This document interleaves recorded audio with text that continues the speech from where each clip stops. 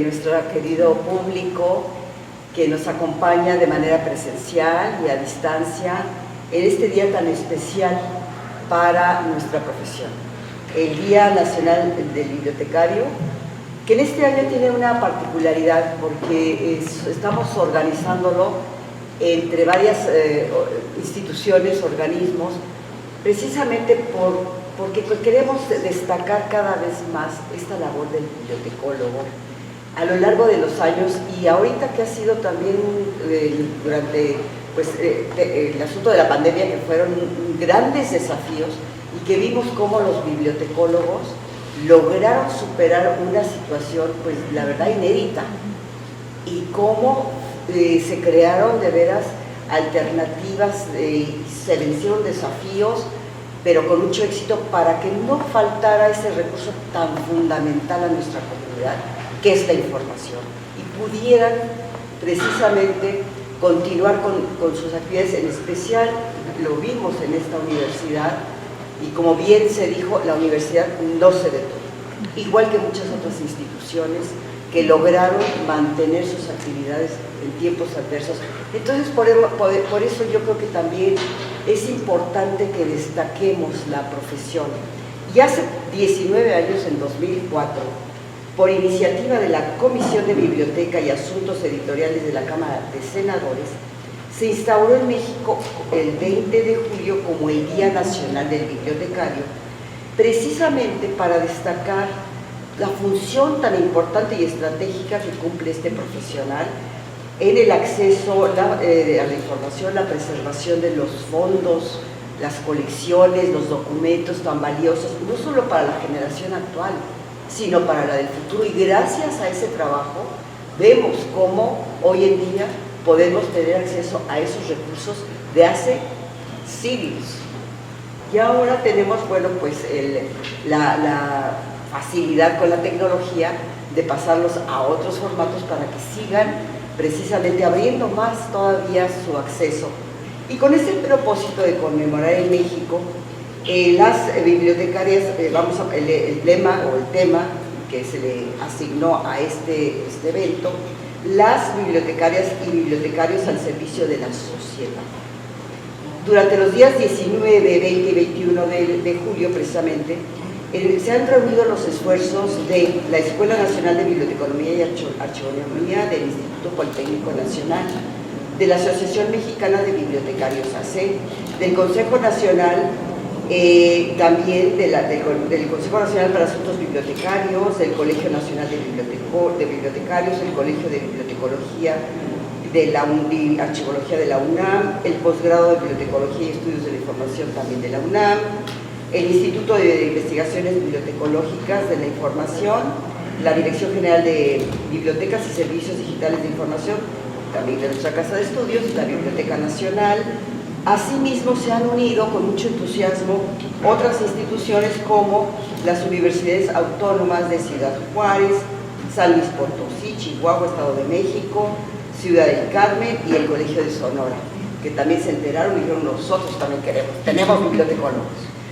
Y se suman otros, como son la Biblioteca de Daniel Cosío Villegas del Colegio de México, la Unión y la Comisión de la Cultura del Senado de la República, las bibliotecas del Congreso de la Unión, la Biblioteca Pública del Estado de Jalisco Juan José Arreola, la Biblioteca del Centro Nacional de las Artes y la Biblioteca del Instituto de Matemáticas.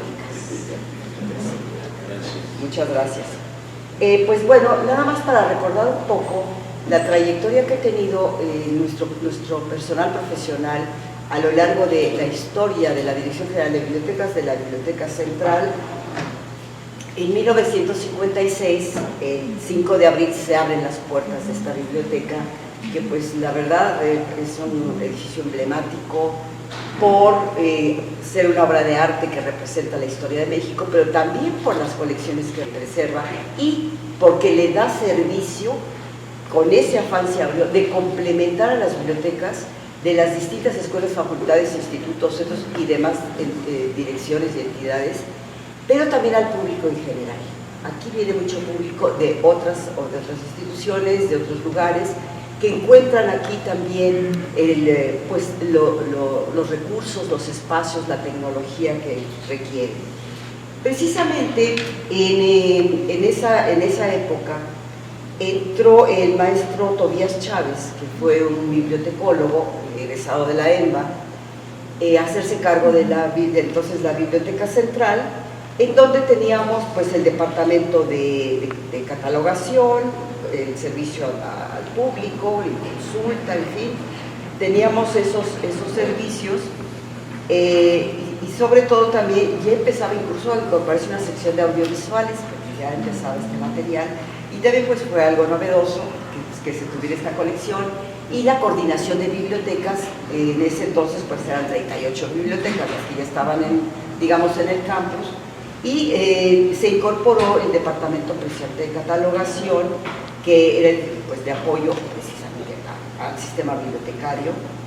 Y el doctor Chávez, con gran visión, consideró que era fundamental tener profesionales de bibliotecología, y él impulsa el que se cree un colegio, que precisamente aquí tuvo su sede, adscrito a la Facultad de Filosofía.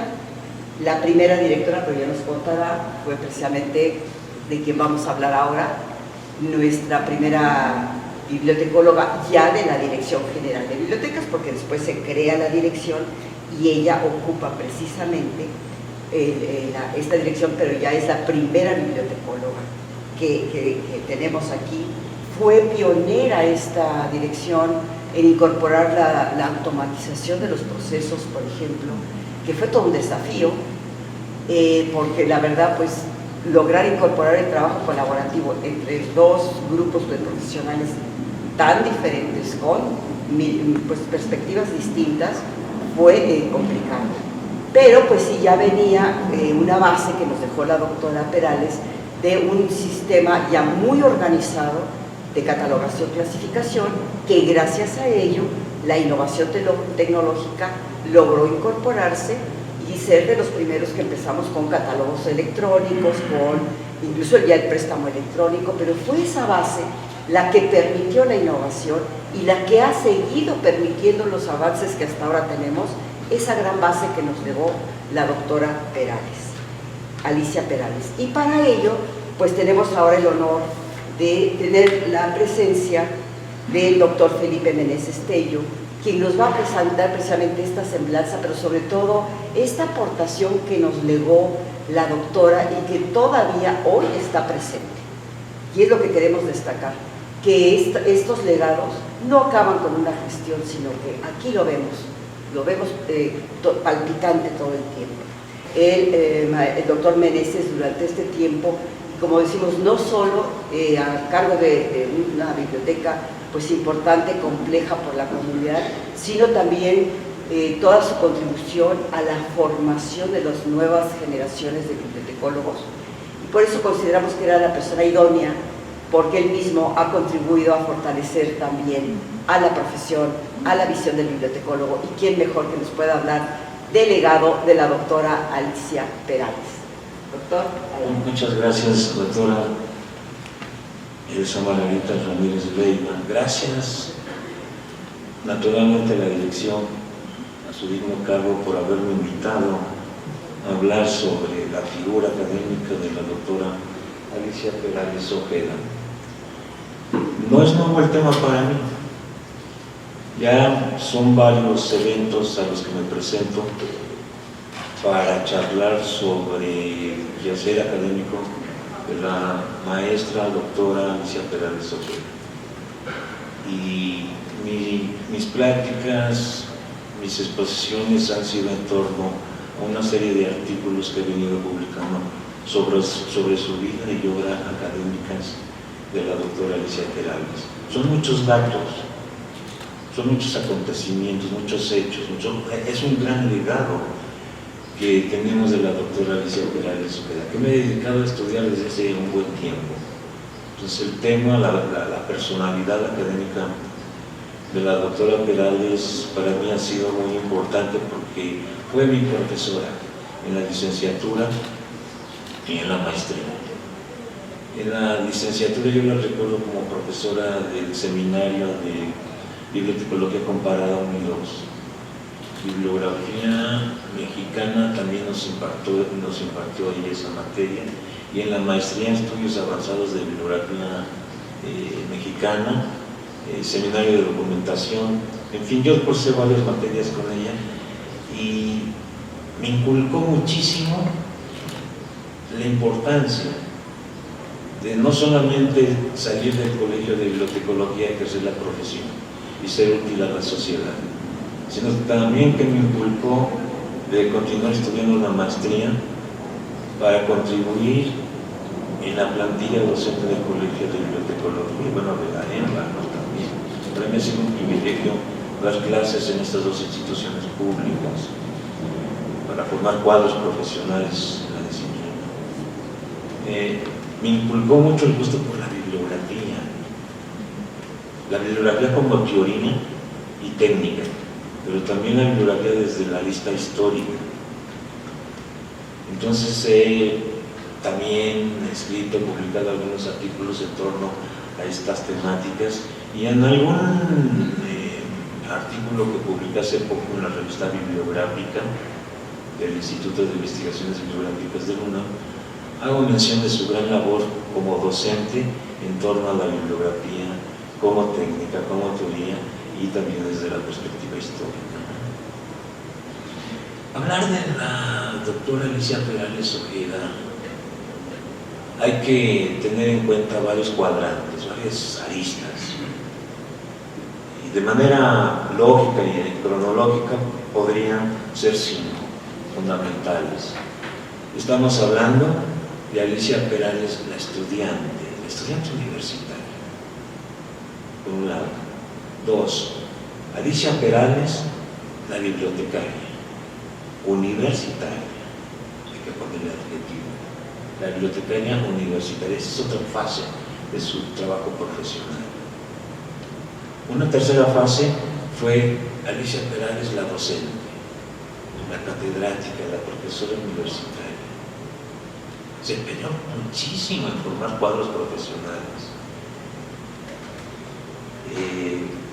Otra arista de ella, Alicia Perales como investigadora. La muestra son sus artículos, sus libros, su literatura en la disciplina. Y con base en esta última etapa, pues Alicia Perales es la autora en la disciplina. Miren ustedes, la vida académica de la maestra Alicia Perales, el tiempo que le tocó vivir fue difícil, muy difícil. Como estudiante, como bibliotecaria, como docente, como investigadora. Ella fue una de las personas que comenzó a fomentar, a respaldar, a impulsar la literatura bibliotecológica en la década de los 60, 70, 80, a través de sus libros y artículos.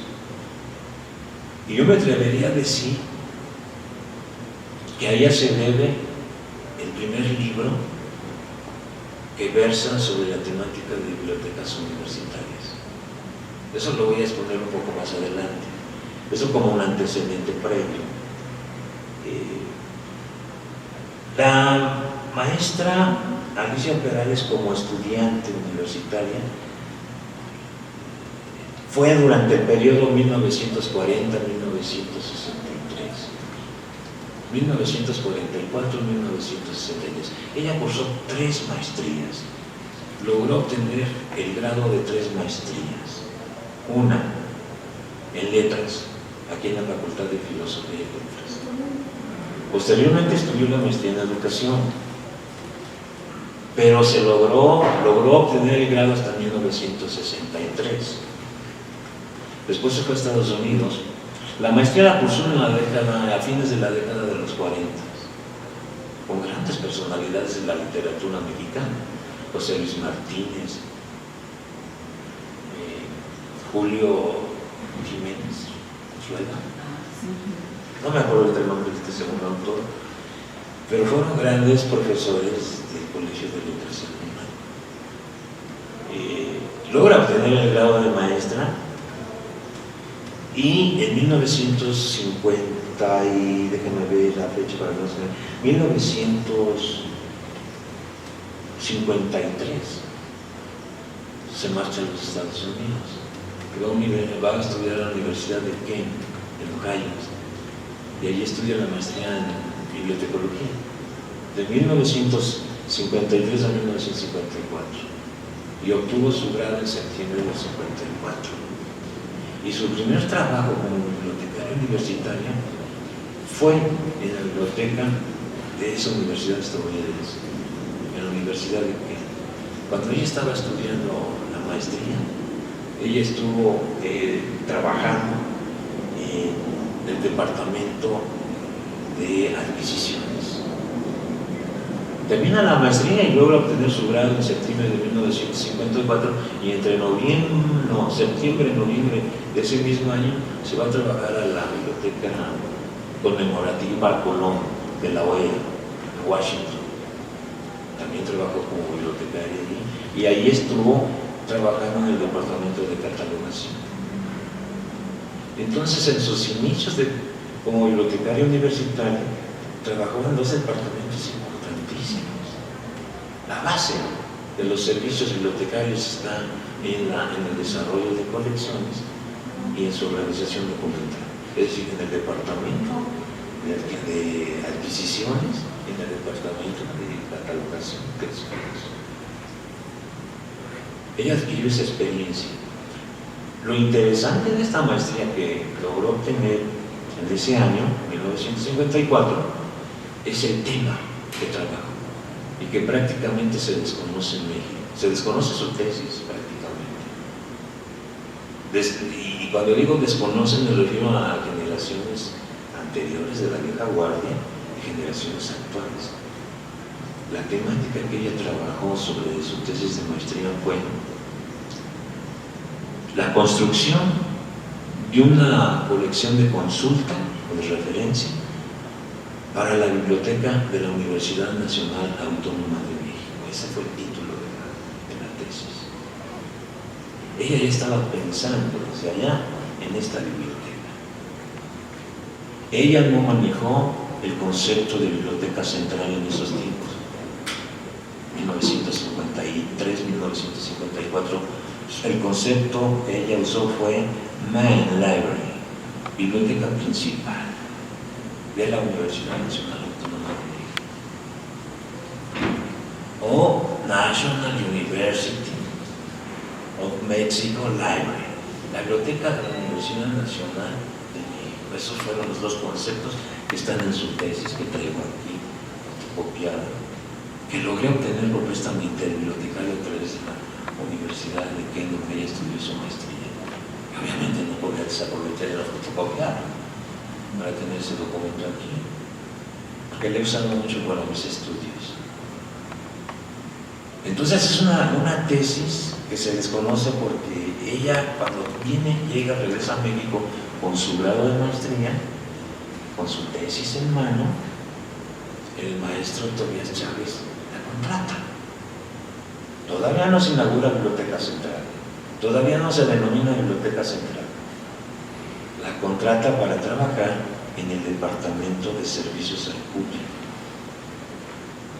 Y a ella le tocó trabajar todavía con puertas cerradas.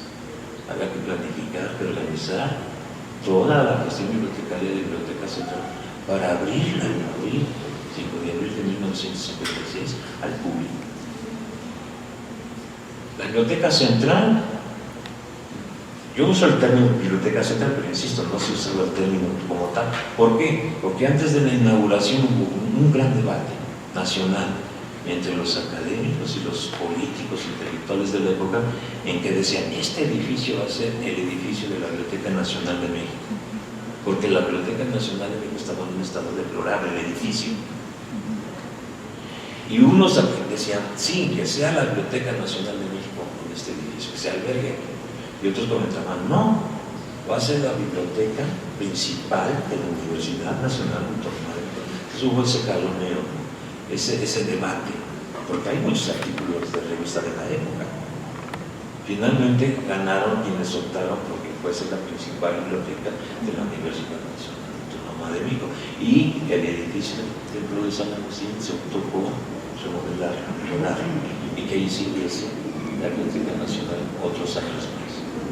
Entonces esta biblioteca principal de la Universidad Nacional Autónoma de México comienza con 80,000 volúmenes que venían de la biblioteca Biblioteca General de la Universidad Nacional Autónoma de México. Así se denomina, Biblioteca General de la Universidad Nacional de México. 80,000 volúmenes, más 20,000 que se seleccionaron, se adquirieron, se organizaron para la nueva Biblioteca Central, ahora sí central de la UNAM. Entonces, Alicia Perales llega aquí a trabajar, puertas cerradas todavía, a colaborar con el profesor Tobías Chávez para la próxima inauguración que se iba a realizar en abril de 1956. Hay que seguir las noticias de Gaceta UNAM. Hay todo el archivo digitalizado de Gaceta UNAM desde el número 1 hasta la fecha. Y hay muchas noticias donde se puede generar historia sobre el quehacer de la doctora Alicia Perales. Ella contribuyó en esos tiempos, ya cuando se inauguró, contribuyó a la selección de personal auxiliar y de jefaturas de secciones en Biblioteca Central. Ella contribuyó en la conformación de esa plantilla, en seleccionar el personal idóneo para que comenzara a arrancar los servicios de la comunidad universitaria por parte de esta gran biblioteca.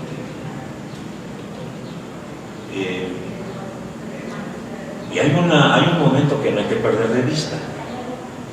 La doctora Perales puso mucho énfasis en fomentar, en impulsar la formación de cuadros profesionales en la disciplina. Y fue entonces una de las profesoras fundadoras del Colegio de Biblioteconomía y Archivonomía, como se denominó en esos tiempos, en 1956. Pero fíjense ustedes, el colegio se inaugura un mes antes de la apertura de esta biblioteca, en marzo de 1956 se inaugura, o se abre el Colegio de Biblioteconomía y Archivonomía. ¿Y dónde comenzó a trabajar? En la Biblioteca Central, piso superior. Pero es interesante el antecedente histórico de que el Colegio de Bibliotecología nace, se inaugura, empieza a arrancar aquí en esta biblioteca central. ¿Y de quién fue obra? De la doctora Alicia Perales, pero entre otros colaboradores, claro. Entonces no hay que perder de vista ese momento, ¿no?, fundamental para la preparación de generaciones de personal bibliotecario universitario. Porque bueno, la EDA pues ya venía existiendo desde 1945, incluso había hechos anteriores a la formación de bibliotecarios, pero no universitarios propiamente.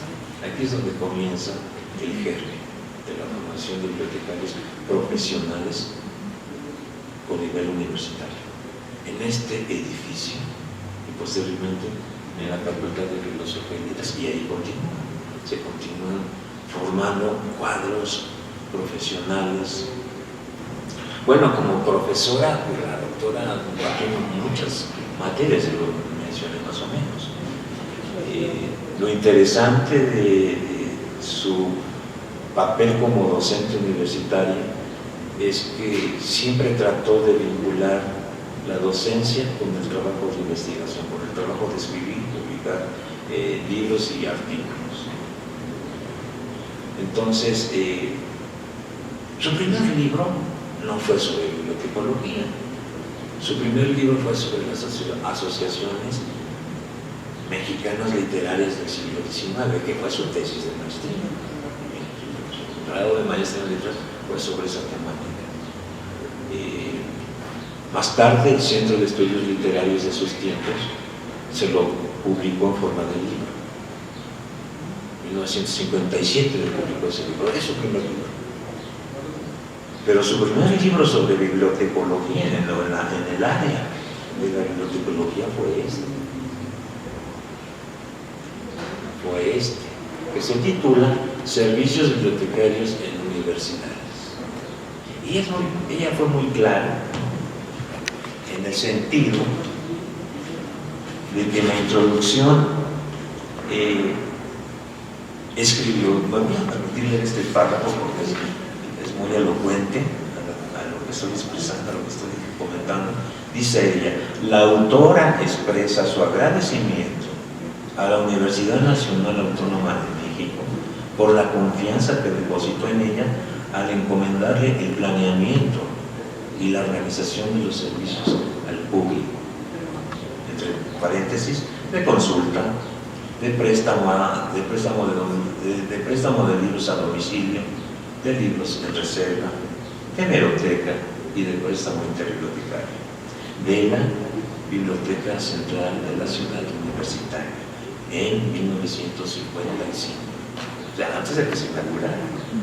Y dice ella, termina diciendo, y sus experiencias dictaron muchas de las reflexiones que aquí se exponen. Estamos hablando de un tiempo en donde todavía el servicio de préstamos a domicilio, mucho personal bibliotecario lo veía con recelo, porque se perdían libros, porque nos iban a devolver. Había mucho temor de eso. Y entonces ella impulsa, ella fomenta y planifica de que se lleve a cabo, se adopte el sistema Network, que es uno de los sistemas clásicos, ¿no?, en servicios de préstamos a domicilio. ¿En qué consiste este sistema? Pues el que conocemos clásico, ¿no? Tarjeta con los datos del libro, esquinero, papeleta para el sello de devoluciones, la tarjeta o el carnet del usuario para ir al control. Todo eso obviamente en esos tiempos era manual.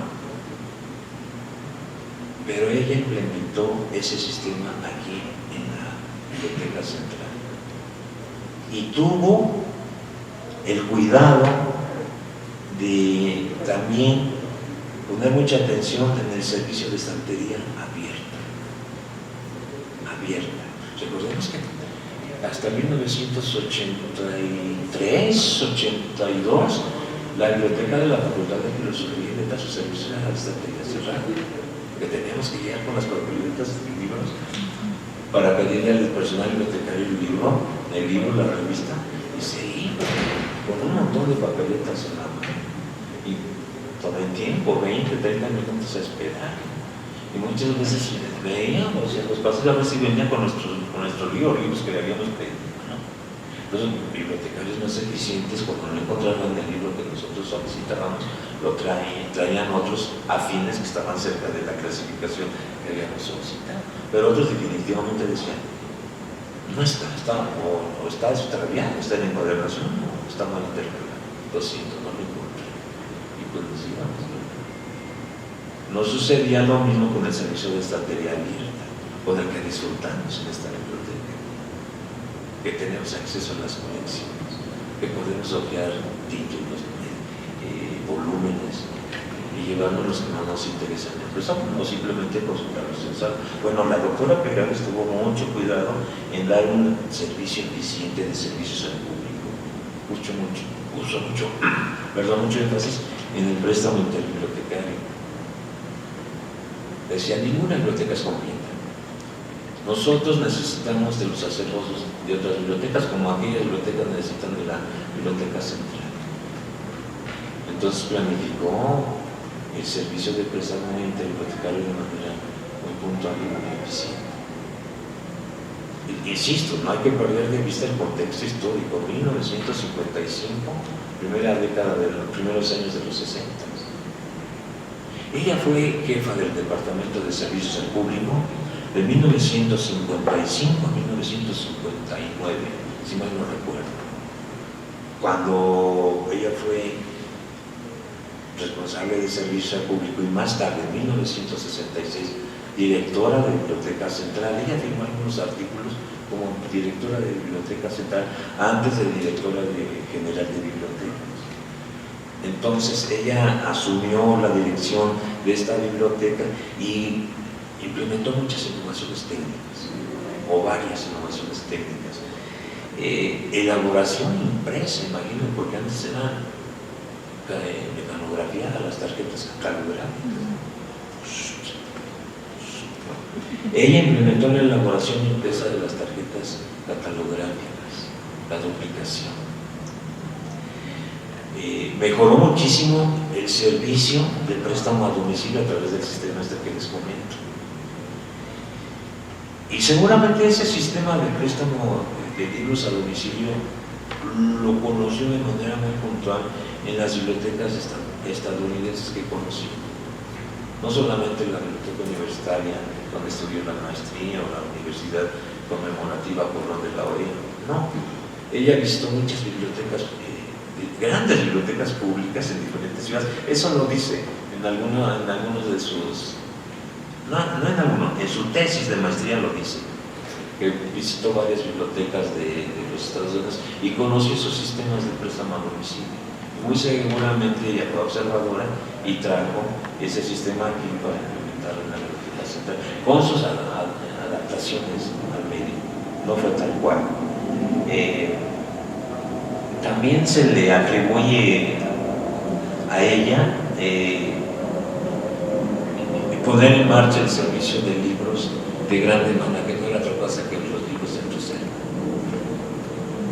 Aquellos títulos que los usuarios demandaban más, pues se ponían aparte, se compraban más ejemplares para que se diera de manera efectiva, se proporcionara de manera efectiva este servicio. Ella puso mucho énfasis en el servicio de consulta.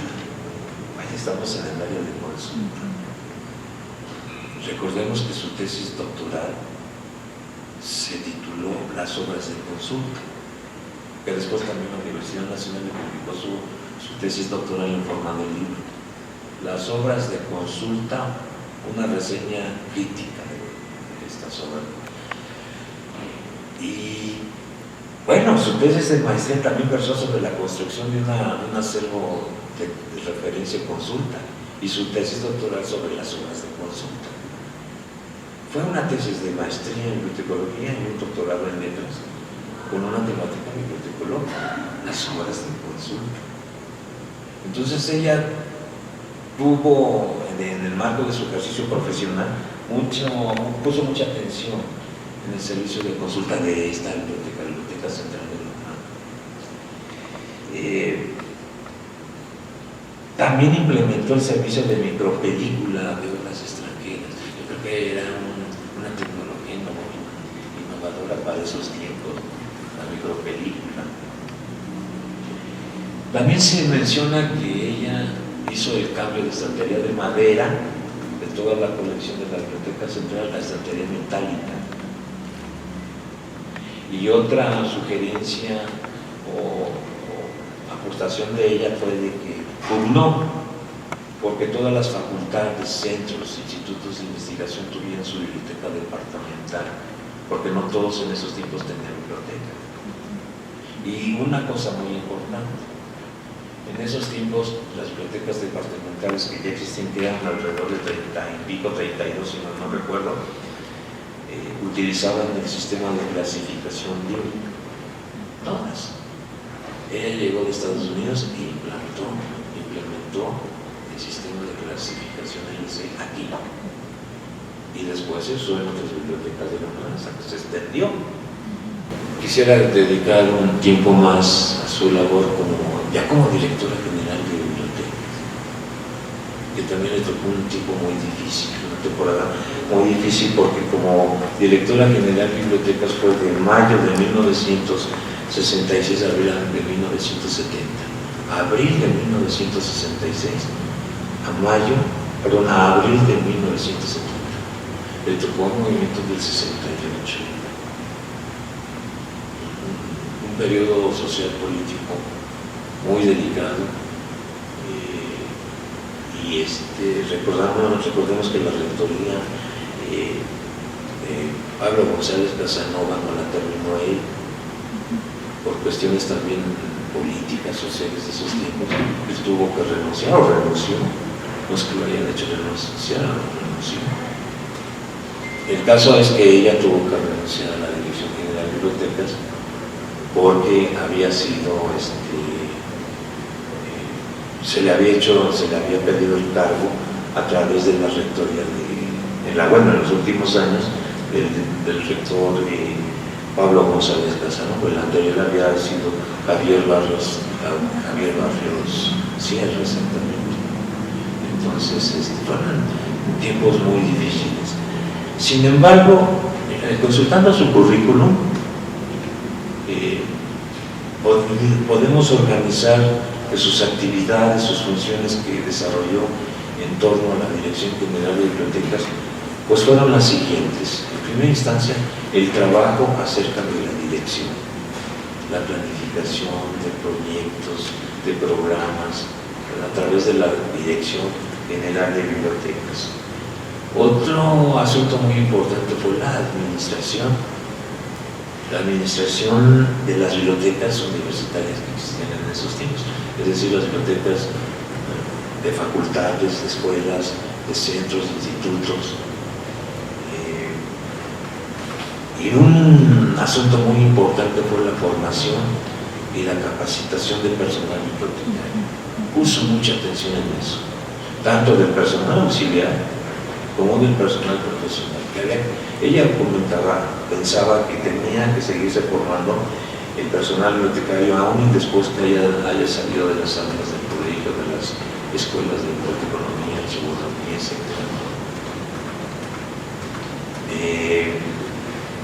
También puso mucho énfasis en el complejo trabajo de desarrollo de colecciones, selección y adquisición de libros en las diferentes ramas necesarias para una universidad como esta.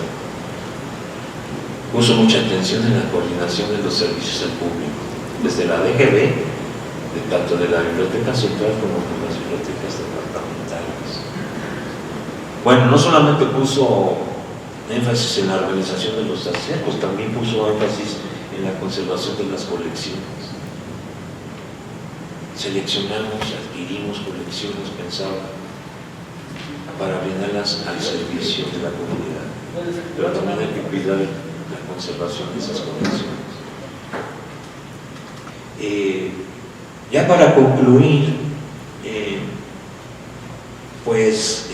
el legado de la doctora Alicia Perales Ojeda tiene mucho que ver, ¿verdad?, con el esfuerzo que ella puso como estudiante, excelente estudiante, como profesora, como docente, como investigadora, pero sin omitir su trabajo bibliotecario, su experiencia bibliotecaria, su práctica bibliotecaria. Ella relacionó la teoría con la práctica y viceversa. Y siempre pugnó porque la imagen del personal bibliotecario tuviese una imagen positiva frente a la sociedad, frente a la clase política. Ella pensaba que el quehacer bibliotecario tenía que ser valorado en su justa dimensión, que el trabajo de la biblioteca universitaria tenía que reconocerse de su función social. Tema que no ha sido escudriñado con la función social de la biblioteca universitaria a cabalidad. Se habla mucho de la función social de las bibliotecas públicas, hay muchos artículos sobre eso, pero cuando buscamos artículos sobre la función social de la biblioteca universitaria, sí hay, no digo que no, pero empezamos a leer el contenido de esos artículos, están muy lejos de explorar la función social de este tipo de bibliotecas. La biblioteca universitaria, pienso, siguiendo el pensamiento de Alicia Perales, contribuir a la solución de los problemas de la nación, a la solución de los problemas de su comunidad o comunidades universitarias. Tenemos muchos problemas en México, tenemos muchos problemas al interior de la universidad. Y las bibliotecas universitarias, principalmente aquellas de facultades de ciencias sociales y humanidades, quizás tengan más responsabilidad que otras, pero no podemos omitir tampoco la función social de las bibliotecas científicas que pertenecen a la UNAM. Naturalmente la Biblioteca Central tiene una función, una responsabilidad mayor de desempeñar una función social. La cuestión es pensar un programa de actividades, de proyectos para hacer realidad esta función social. Tenemos problemas de violencia de género al interior de la universidad, tenemos problemas de violación de los derechos humanos, tenemos problemas de feminicidios, tenemos muchos problemas encima en el territorio nacional y en las universidades públicas y privadas. Las bibliotecas universitarias no pueden mantenerse en margen de esa problemática. Es tiempo ya de que desempeñen una función social para que logren coadyuvar, contribuir a la solución de los problemas nacionales, a la solución de problemas locales de las universidades. Por mi parte es todo. Les agradezco mucho su presencia.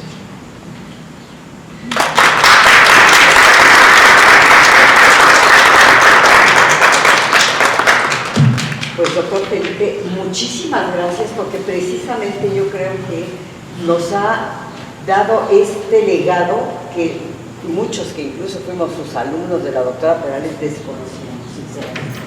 Entonces, todo lo que aporta un personaje como ella, pero sobre todo lo que ha perdurado hasta ahora, ¿verdad? Porque cómo tuvo esta visión ella, no sé si la tendría para el futuro, pero el estar resolviendo estas problemáticas tan fundamentales de su época, que ha de haber sido también todo un desafío.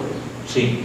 Porque yo me la estoy imaginando, pensando en la cuestión del género, una chica joven que empieza a entrar, bueno, que sabemos que todavía pues, los estudios universitarios eran más para la población masculina, en fin, y cómo después pues emprender el viaje a Estados Unidos, que la habrá motivado a estudiar bibliotecología, y además pues después de esta formación en letras y en pedagogía, cómo ella algo encuentra en la biblioteca que se compromete totalmente con la profesión.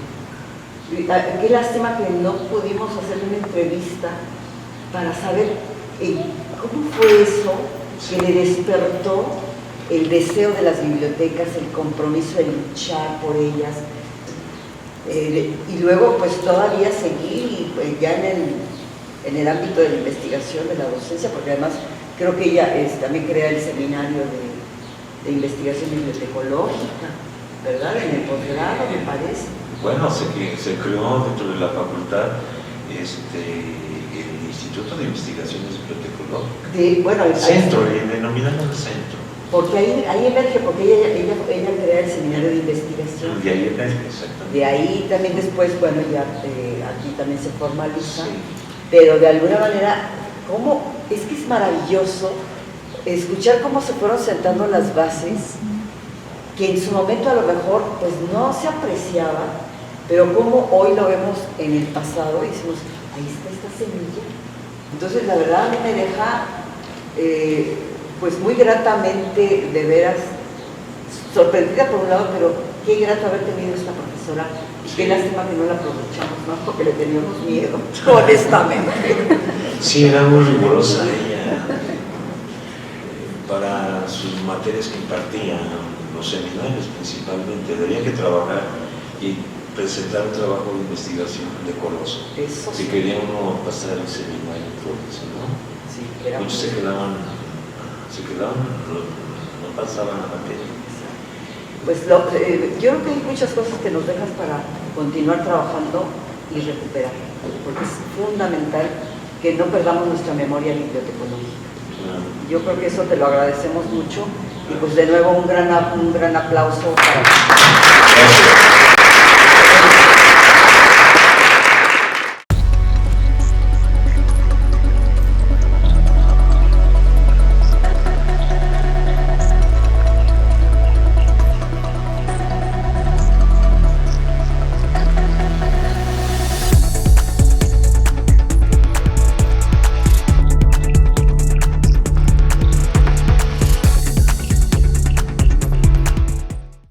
doctor Adolfo Rodríguez Gallardo, quien pues varios periodos estuvo ocupando esta dirección, y estuvo como colaboradora nuestra querida doctora Estela Morales, que ahorita vamos a escucharla, nos va a presentar esta semblanza y sobre todo estas aportaciones que ella y él hicieron a lo largo de pues su estancia aquí en una parte sobre todo la primera parte que estuvieron aquí en la Dirección General de Bibliotecas, pero esa primera etapa de veras fue fundamental porque tuvieron el desafío y de veras lo lograron de innovar con la automatización, que en ese entonces apenas empezaba a hablar de esto en las bibliotecas mexicanas. En otros países, bueno, ya había adelantos, pero en México la UNAM fue de las pioneras.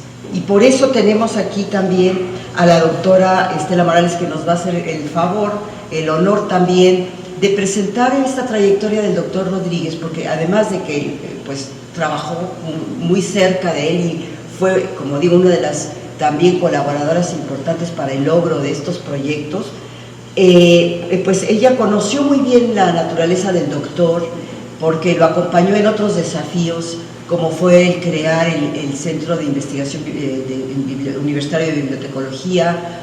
Ella, aparte, también quiero destacar que logró que se transformara en instituto. Entonces, yo creo que es una persona que también hoy la queremos destacar, aparte de nuestros dos colegas que nos antecedieron, también queremos destacar aquí el gran trabajo de ella.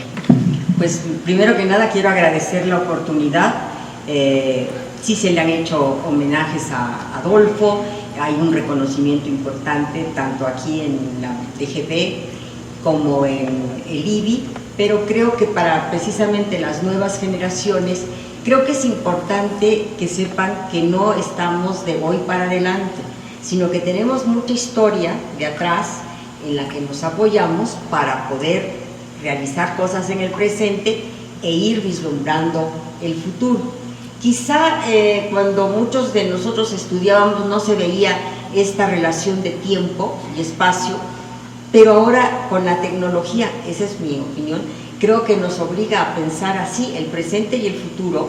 ¿Por qué? Porque la tecnología, ustedes ya se dieron cuenta que cambia cada semana y nosotros somos una profesión, como ya lo dijo la doctora Ramírez, muy importante.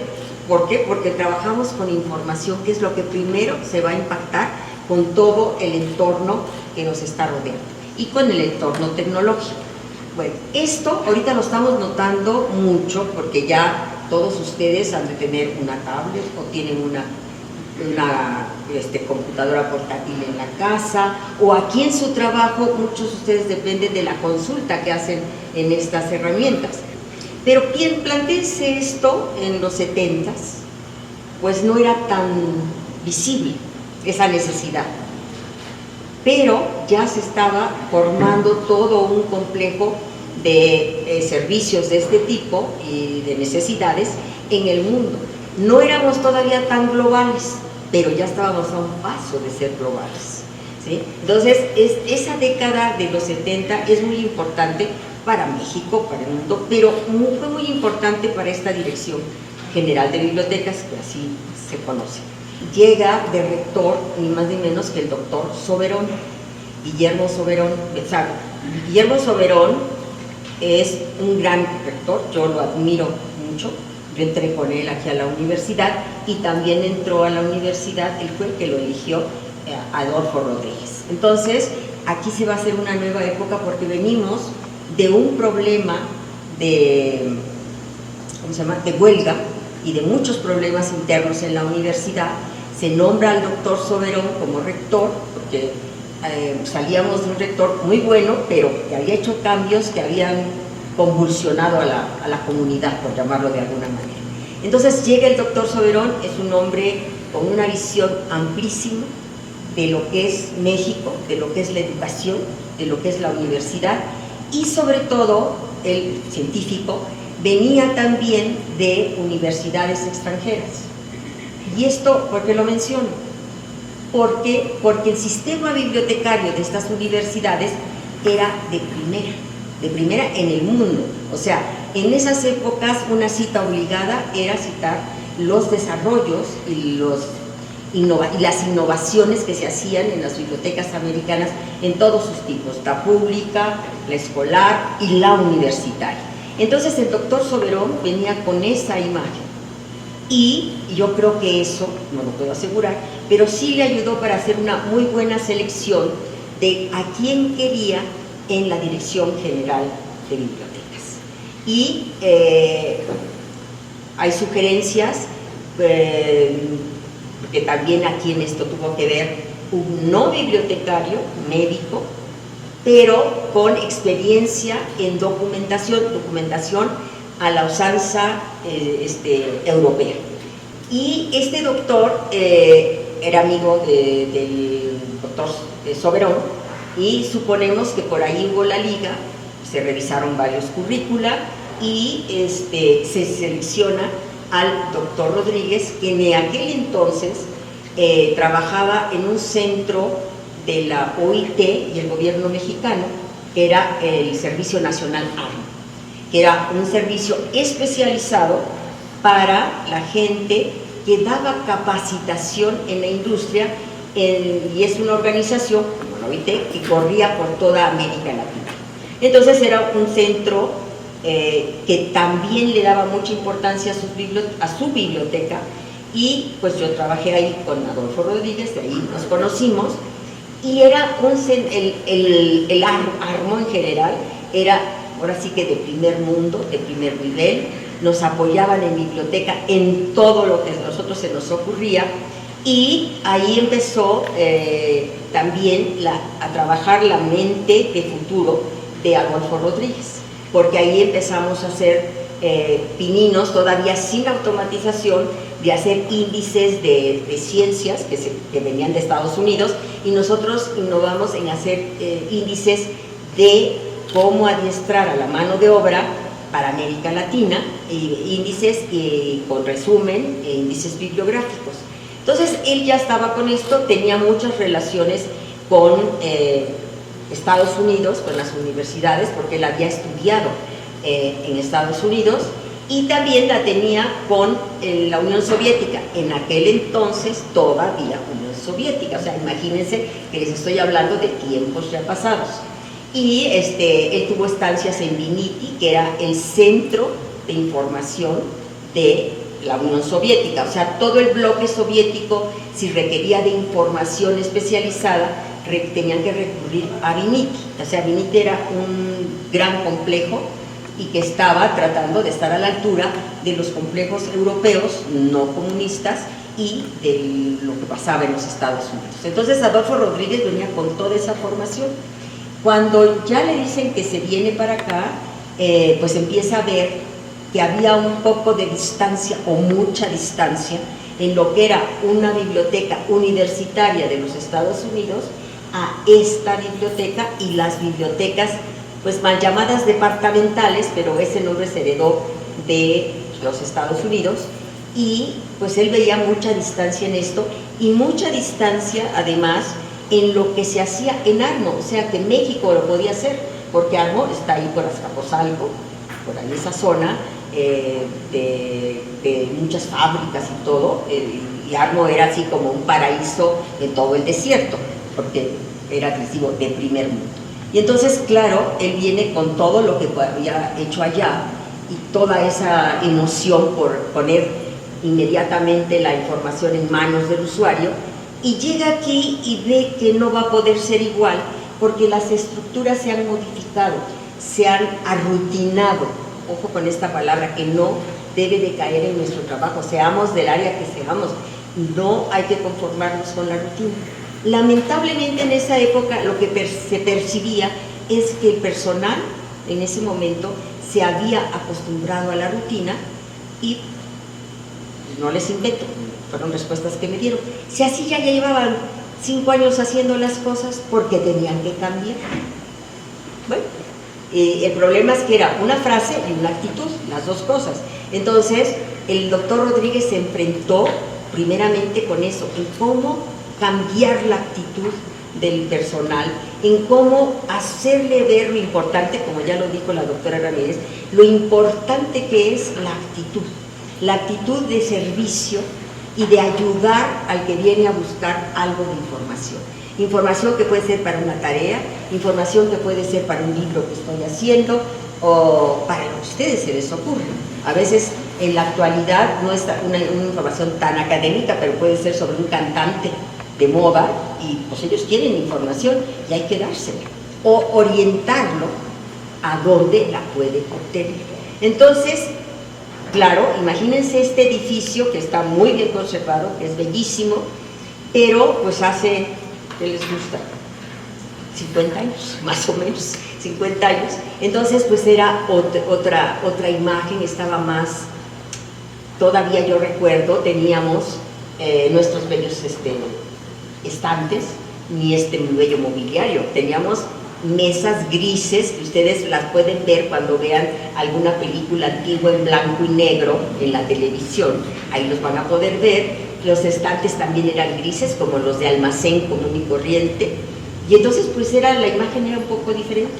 Cuando entraba tanto el empleado como entraba el usuario, pues no veían así nada llamativo, ¿no?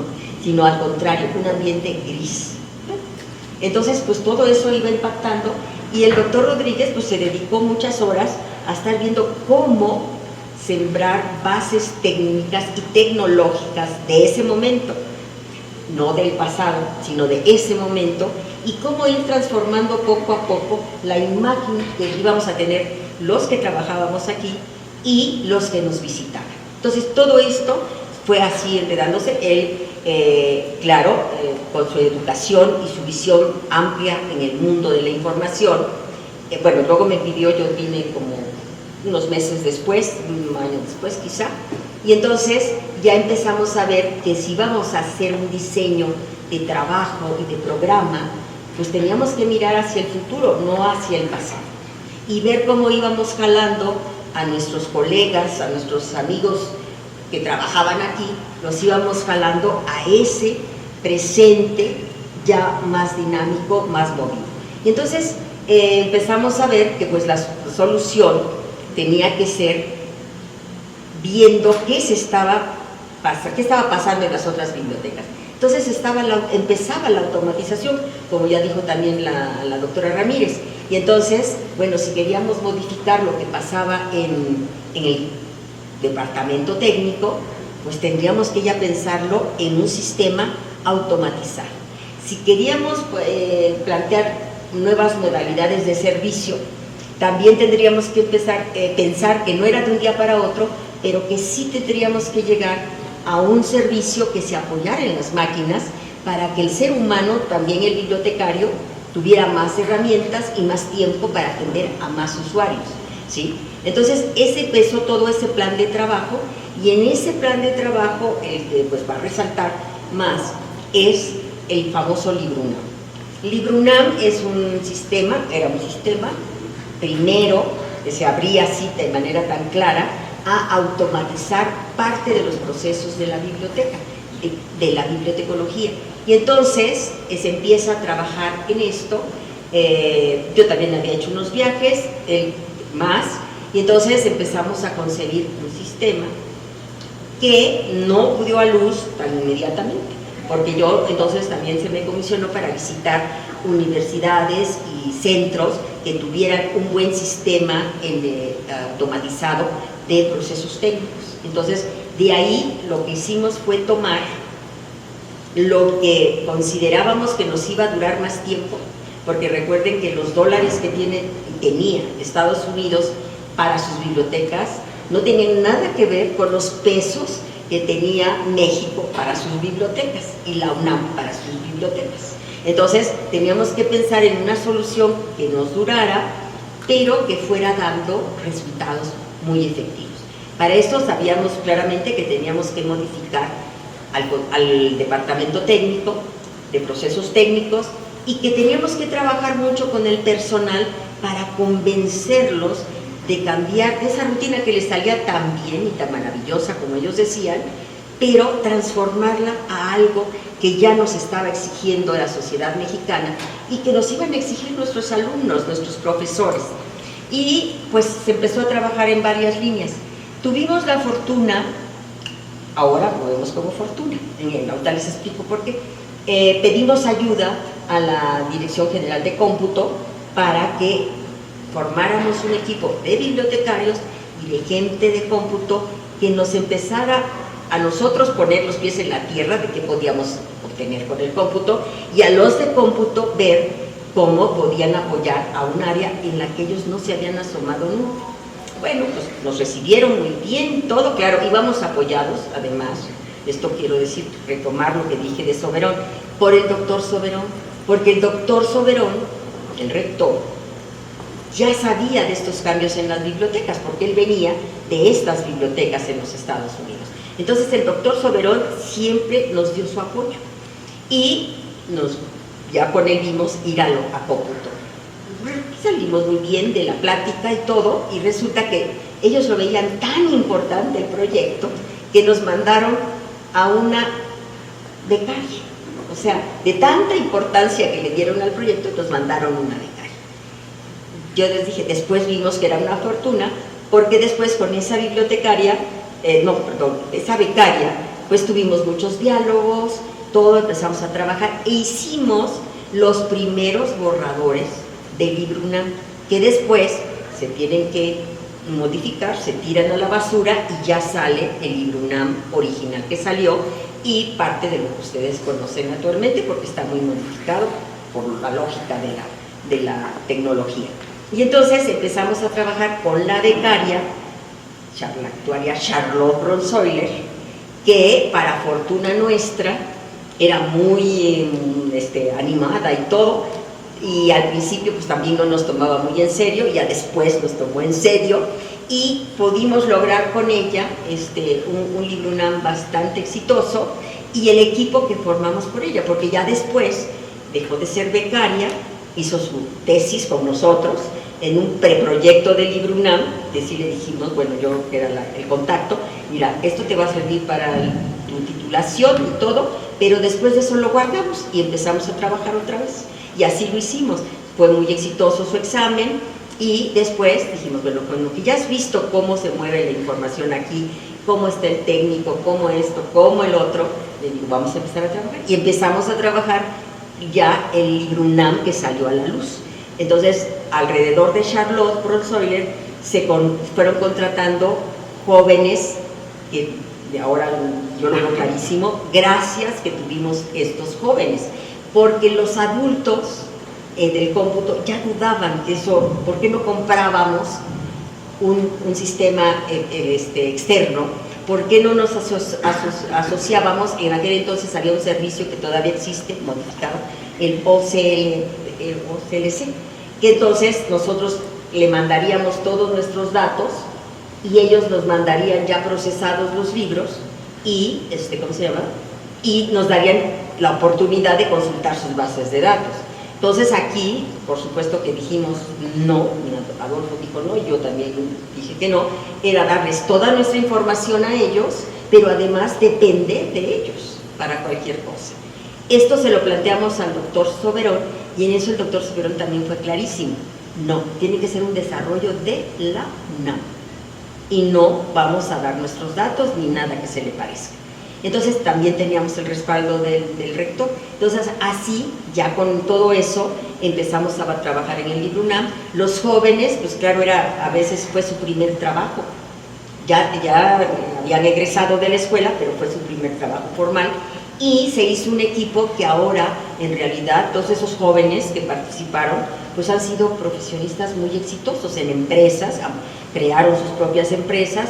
La propia Charlotte creó su propia empresa, un hermano de Charlotte también de primer nivel, y bueno, del que se quedó en la UNAM estaría Juan Buchás, que es investigador titular en el IBI, muy exitoso también, y así, o sea, y fue un trabajo de todos los días, pero un trabajo que no se podía medir en los avances nada más del proyecto, porque en medio del proyecto se entretejía la relación con el personal. Eso es una relación que no debemos olvidar nunca, ni ustedes, ni yo, ni nadie, ¿sí? La relación con el personal, porque el personal también va a hacer que las pruebas sean un éxito o puede ser un obstáculo. Entonces el personal era importantísimo. Entonces había que trabajar casi de persona a persona con el personal del departamento técnico y con todos los que iban a usar las máquinas, porque la gente decía, pues si mi máquina de escribir está muy buena, ¿por qué me la quieren cambiar? ¿No? Y además la tecnología era otra. Allá en el técnico había un cubículo bastante amplio, yo creo que de los vidrios como para acá, que era el equipo de cómputo, porque eso también se ha mejorado. Ustedes, ahora todo eso que teníamos nosotros ahí era parte del proceso, porque otro proceso se hacía en la Dirección General de Cómputo, ¿sí? Pero entonces, pues claro, las máquinas se fueron achicando, pero haciéndose más potentes. Entonces, todos esos cambios han pasado para que ustedes vean lo que ahora tienen y para que puedan interactuar con esas tecnologías. Pero eso era el momento, entonces el personal también estaba muy preocupado por tantas cosas nuevas. Y entonces se tenía que trabajar mucho con el personal y mucho en escritorio. Tuvimos mucho éxito desde el punto de vista de cómputo.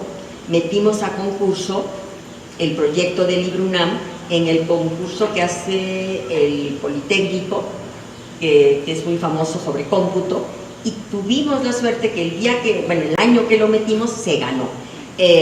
Nosotros, tanto Adolfo Rodríguez como yo pensamos que los que serían los responsables y a los que se les dio el premio y los que fueron a recibirlo fue el equipo de cómputo, o sea, Charlotte, Bronzoiler y todo su equipo fueron los que recibieron el premio, pero los créditos son LibreUNAM, UNAM, etc. Entonces, por eso les digo, estábamos muy contentos nosotros y seguimos contentos y complacidos porque fue un proyecto que gente ajena a la bibliotecología, ajena a la universidad, le concedió el premio porque estaba innovando. Eso era lo más importante. Estaba innovando y ellos le hicieron todas las pruebas necesarias y salió muy bien. Entonces se le da el premio en cómputo y ya lo que nos quedaba era alimentarlo. Ahora, aquí también el doctor Rodríguez tenía ideas muy brillantes, muchas ideas a futuro, pero también tenía los pies sobre la tierra. Y eso a mí me gustaba mucho porque yo en aquel entonces era la subdirectora, por eso es que trabajaba yo tanto, y él había delegado todo el tratamiento del LibreUNAM en la subdirección, que en aquel entonces era nada más una subdirección, ahora han crecido tanto que ya tienen varios subdirectores. Y entonces nos tocaba cómo implementarlo, cómo hacerlo, porque no teníamos capacidad, de eso éramos claros, que nuestro personal hiciera todo lo de atrás, todo lo que teníamos ya en los catálogos de tarjetas, y luego todo lo que venía llegando de nuevo.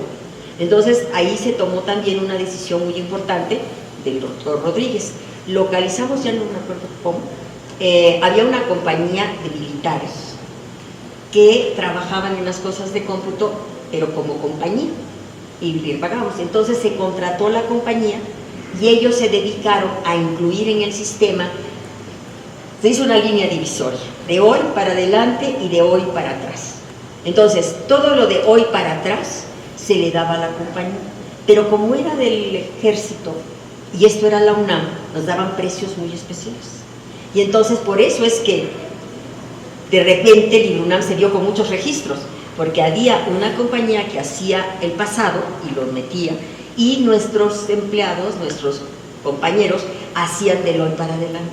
Y entonces de esa manera se pudo conjuntar el LibreUNAM ya en la red y todo, con bastantes citas, porque tuvimos esa ayuda y que eso lo logró el doctor Adolfo Rodríguez con todo el apoyo del doctor Soberón. Lo que sí también quiero destacar que para estos proyectos fue una línea muy importante, una presencia muy importante del doctor Soberón, porque si no tuviéramos ese apoyo, y tú lo puedes ver a veces, ¿no?, que a veces no están muy convencidos, con todo y ya los resultados que ustedes ofrecen y la actividad que tienen, que me tienen muy encantada, porque gracias aquí a los colegas recibo todo lo que publican y en qué participan, pero aún así hay límites a veces de presupuesto o que hay algo más importante, ¿no?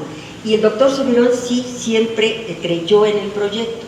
Claro, como suele suceder, un día lo invitamos a ver los últimos adelantos de LibreUNAM y de CIUNAM y quién sabe qué, y no funcionó. Y entonces, pues nosotros así, y el doctor Soberón tan tranquilo. Y yo es una frase que le tomé, no se preocupen, la tecnología funciona cuando funciona. Y cuando no, pues hay que leer. Entonces, tranquilo. Entonces ya le hicimos otra visita, pero así pasa luego con la tecnología. Y entonces fue muy comprensivo, además que el doctor Soberón no se cosía fácilmente. El doctor Soberón era un hombre de muchas agallas, en todo lo político, personal, en todo.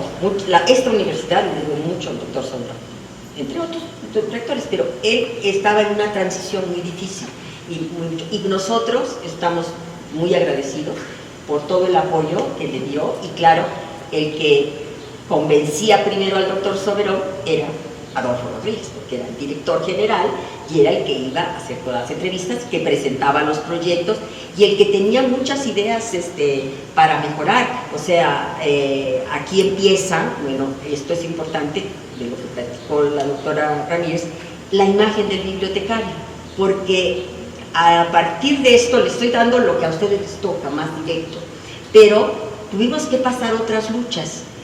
Esta dirección no tenía técnicos académicos jóvenes, era todo empleado administrativo. Entonces, con el trabajo que nos había dado convencerlos y todo lo que ya se le exigía al técnico para hacer su proceso técnico, pues quedaba clarísimo que teníamos que tener profesionales, no había de otra. Y entonces no era nada más que estuviéramos convencidos ni que nos dieran las plazas, sino que esto tenía que estar en un estatuto. Y entonces a nosotros nos toca el que aparezca una rendija en el estatuto para que esta dirección general tenga técnicos académicos. Entonces empezamos a trabajar con eso. Tuvimos la suerte de que estaba de abogado general en esa época, el doctor Soberón, Jorge Carpizo, y se empezaron a hacer algunos reglamentos para el servicio bibliotecario, y yo era el contacto con Jorge Carpizo.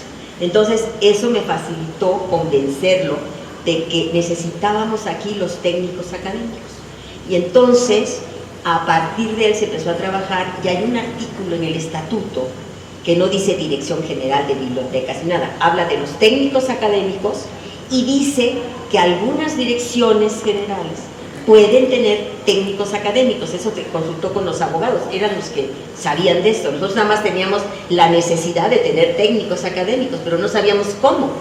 Y entonces el abogado general nos dio esta solución. Creo que en alguna de las versiones ya aparece como la Dirección General de Bibliotecas, porque de ahí también queríamos que se derivara en que las bibliotecas departamentales, mal llamadas, las bibliotecas de los institutos, escuelas y demás, tuvieran técnicos académicos, porque antes tampoco tenían, era personal administrativo. Entonces también se logró esa batalla, que costó mucho trabajo, porque no es fácil modificar el estatuto, pero tuvimos la oportunidad de tener técnicos académicos. Entonces esa es otra de las grandes cosas que se le deben a Adolfo Rodríguez, que esta dirección ahora tiene técnicos académicos y cada vez más se piensa en trabajo especializado, y que lo debe hacer alguien de la especialidad. Una biblioteca de la magnitud de esta, también hay que aclarar, no solo va a tener bibliotecarios, bibliotecólogos. ¿Por qué? Porque hacen demasiadas tareas básicas y fundamentales. Cómputo. Pues ahí podemos tener al premio Nobel, si quieren, en bibliotecología, pero si no sabe cómputo no nos sirve. Entonces lo que necesitamos son muy buenos técnicos en cómputo que se familiaricen con el trabajo bibliotecológico, y necesitamos, los de cómputo, bibliotecólogos que tengan afición, facilidad e interés sobre el cómputo, y se hacen esas mancuernas. Todo eso lo tuvimos que pensar, y quien llevó a la solución pues fue Adolfo Rodríguez. O sea que yo creo que Adolfo tiene muchos proyectos de los cuales son la base de la dirección que ahora tiene. ¿Qué es eso? Primero, verse el cómputo como una partida presupuestaria obligatoria en las bibliotecas, no es optativa. es obligatoria, porque dependemos del cómputo, porque todo lo que se realiza aquí, de alguna manera, se refleja en las bibliotecas de las dependencias. Entonces, ellos también tienen gente de cómputo, tienen profesionales, sí, y ya son como técnicos académicos. Les decía, por ejemplo, ustedes no nada más son todos bibliotecólogos, hay gente de cómputo. O cuando trabajan con los usuarios o dan cursos, pues también necesitan de esas áreas. Pueden haber pedagogos, sociólogos, por la magnitud de la biblioteca. Ahora, una biblioteca chiquita, pues sí, un bibliotecario solamente, pero todo depende de los análisis que tenemos que hacer de la realidad. Yo nada más les he destacado dos grandes áreas de Adolfo, pero Adolfo tiene muchas, tan así que yo creo que Adolfo es la dependencia donde estuvo más años trabajando. Se iba y regresaba.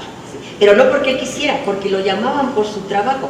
Cuando Jorge Carpizo, que era abogado general, cuando el doctor Soberón fue rector, después Jorge Carpizo, y Jorge Carpizo quería que Adolfo Rodríguez estuviera aquí. Y regresa Adolfo Rodríguez, y eso también hay que verlo como algo muy bueno.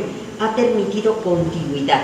No quiere decir que antes de Adolfo o después de Adolfo vinieron otras personas, sí pasaron, pero como se ha regresado a un bibliotecólogo, eso nos ha permitido tener continuidad y tener más beneficios, más éxitos, porque también los que han llegado no han quitado de tajo lo que se está haciendo, porque si no estaríamos cada 4 años renovando ideas nuevas. No, ha habido continuidad, pero no rutina, eso es lo importante, continuidad pero no rutina.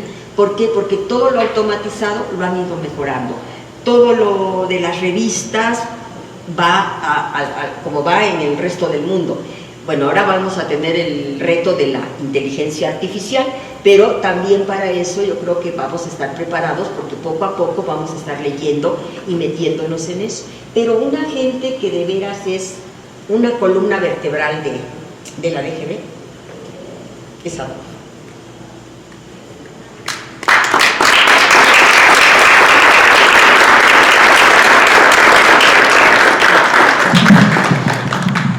Muchas gracias por esta gratísima, de veras, pues no digo semblanza, sino realmente nos hayas aportado esta visión de la trayectoria del legado del doctor Adolfo Rodríguez, y que en parte que tú también participaste, pero sobre todo tan ameno que nos llevaste al pasado. De veras, fue un paseo hacia el pasado en donde nos hiciste visible precisamente esta gran labor en un punto que fue clave, que es la automatización, y que hoy lo estamos viendo, como tú dices, ya llegamos ahora a la inteligencia artificial, pero todos los años que pasaron, pero ¿dónde se sembró la semilla? De esas primeras plazas de técnico académico que tuvimos la fortuna de tener, está aquí. Sí, porque fue cuando empezaron a llegar, y Elsa, pues fue de las primeras que entraste con Trin, ¿sí? ¿Te acuerdas? Y ya ya entraron Roberto Garduño, ya Felipe Martínez después, y ya se va viendo que son nombres que si estudiaron aquí en el colegio o en el posgrado, pues los conocen, que son los que ahora son profesores, pero son de esa camada que además, tanto ellos como yo, todos tuvimos pues un lugar donde experimentar todas estas cosas. Pero sí fue otro de los grandes legados, digo, además de todo lo que ya comentaste, de enseñarnos a trabajar de esta forma multidisciplinaria. Fue de veras un legado muy importante, porque lo vemos ahora, cada vez es más necesario abrirnos a estos campos y hacer esta interacción, pero sobre todo este trabajo colaborativo. Muchas gracias, Estela, por esta presentación, pero sobre todo también porque tú también fuiste un pilar y sigues siendo de la bibliotecología. Y lo vemos con toda tu trayectoria y trabajo, y una gran maestra tanto en el aula como afuera, porque mucho hemos aprendido, nos has formado, no solo en el campo bibliotecológico, sino también en otros aspectos como el ético, el moral. Eso también nos ha dado un gran legado. Muchas gracias.